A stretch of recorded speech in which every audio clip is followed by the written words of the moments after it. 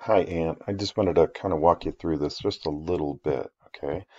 Um, all right, so here's the first page of the chapter. So I'm assuming this is the one you're working on, and I'll let you kind of you peek through this stuff. I'm just going to kind of skip through so you know exactly what we're looking at. Um, so this is section 5, 5.1. We're working on. There's the beginning of it.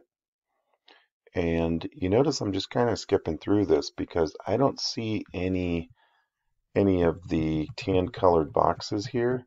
And so this is all of the background and explanation that you're going to find up here. So if I keep moving forward, more explanations. And that's kind of the details of the assignment. It's probably worth going back eventually and looking at these things. So now I notice that there's a tan colored box here. So this is a spot where I pretty much need to focus on. So I'm going to drill down in here and it tells me, and this is on page EX262, says find the June workbook. You've already gotten this far. So I'm just going to open that up and there it is.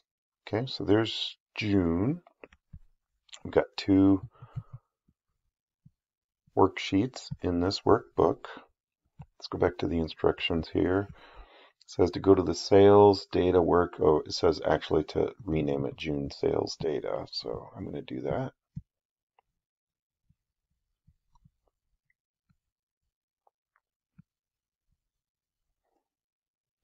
June sales data. And I'll save that one. And that way I don't overwrite what I've got. So here's the sales data worksheet that they're talking about here. Okay, that's on step 4. And in step 3, it actually says in the range A7 through D13, that's the data definition. This table, which is shown, describes the different fields that are used. So let's go back there and just see what that actually means here. So there's your data definitions. It's like your dictionary for the explanations of each of those things. Here's your data in the sales data. Okay, so it says to go to the worksheet to row 102, which is the last record. So let's see if that works. Just kind of cruise through this just to see. Okay, looks like row 102 really is the last one. Good deal. Gonna skip over to the next page. 263 says to freeze the first the first row in that worksheet. And so the way that we do that is we come up here, click on the View tab, and go to the Freeze, and go to the Freeze top row. And so when we freeze that top row, theoretically, I think I just did that. Let me make sure I just did that. Okay. So when we do that, it's I just messed this up. Let me undo that.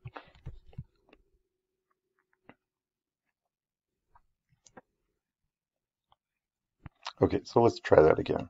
Okay, so there's the end of the data, and if we come up here to, whoops, if we go up here to the View tab, we click on the Freeze Panes, freeze the top row, and the top row gets frozen. And what that does, Ann, is when I kind of move through this, that number 1 row stays put. Okay, it doesn't move. And it says scroll the worksheet all the way down to 102, and you'll see that you can always see that top row, and that way you'll know what's what. And that's true. Okay. Let's come back down here to the instructions. And if we look in the instructions, basically that's what they're showing here. So we're going to go back up to cell A2. Oh, and it says to unfreeze the panes here. So we'll go back here, and we're going to unfreeze it. We're going to do that later, probably. So we'll unfreeze the panes, and then when we move down through the worksheet. Now you can see that it's actually moving just like it would normally. All right, so check, check. 264. I think this is the important part that you're missing out on in this Excel tables. Okay, so it says step 1, and we're on page 264. It says on the ribbon, well, first step, it says click somewhere in your data. So let's do that first. So here's our data. We're going to just click one cell. I didn't double click it or anything. I just clicked on it one time. It doesn't even matter which one it is. So then it says to go to the Insert tab, step 2. Step 3 says click on Table button. So let's go back here and do this. Come here. We go to the Insert tab. We click on Table. And that's where it's talking about my table has headers. And that's that first row with those names of the fields. We don't need to select anything else. It does all that for you. So if I choose OK, notice what it just did. Lots of things happen. You probably noticed the colors that showed up here. But really importantly, this table design showed up here. If we go back to the instructions, I'm on page 265. It says click the OK button, and it's indicating here all these things that showed up. You can kind of notice when you've got a table if it has these little filter toggle buttons here. So it says step 7, go back up to the very beginning of it. So that's page 265. So go back up to the beginning of your spreadsheet. It says go to cell A1. There's A1. We'll skip over to the next page. And now it's talking about renaming the thing that we just made. So what we got was the default name. So it says to go to the Table Tools Design tab. And that's over here. Table Tools Design. If you don't have that, that means you haven't clicked on the data somewhere, or you haven't created the table. You haven't inserted the table. Here's the table name over here. So it says Table 1. And it doesn't really matter usually what you call those, but we probably want to give those a nicer name. And so in step 1, it says it's going to be named Table 1, which it is. Step 2 says type June, capital TBL, no spaces. If I come up here, I click on it, and I type June, capital TBL, and press the Enter key, and it is now renamed. Okay, so that's step 2. Okay, no more there. Go to the next page, 267. We want to format the table. So if we go to the Design tab, Table Styles group, click More, and find Table Style Medium 7.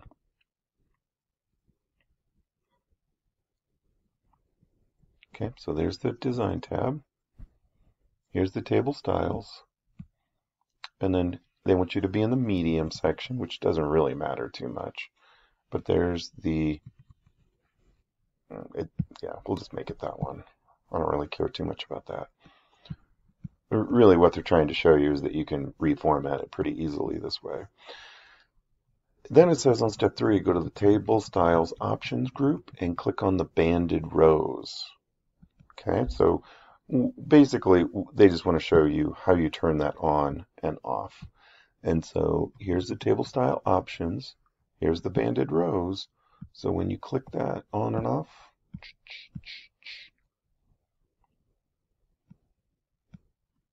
so we're just going to kind of leave it where it was in the very beginning. But they're just trying to let you see where that thing is located.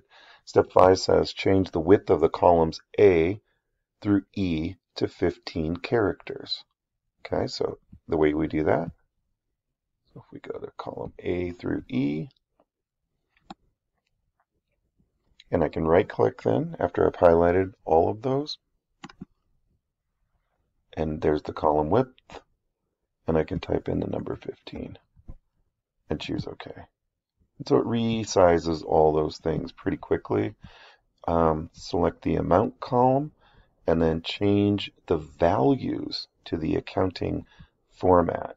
So we don't want to change the name, we want to change the style, basically. So if we come up here to amount, go back to home tab in the ribbon, and here's all of our formats in this little drop down here. So that's the accounting format.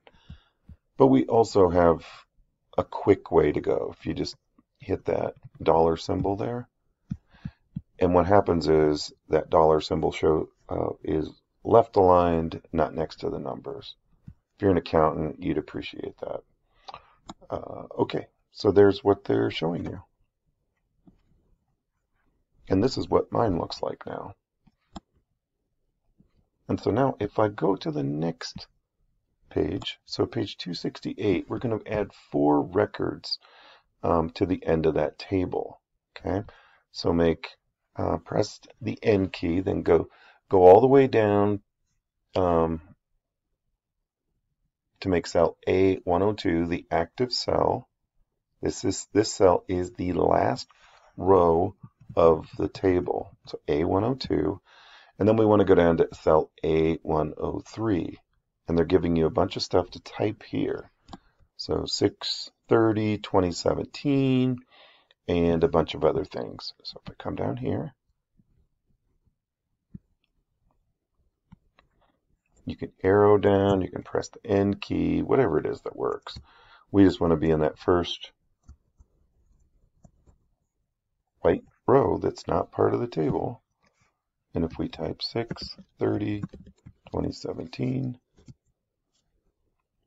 I'll press the tab key, and it's extending the table now.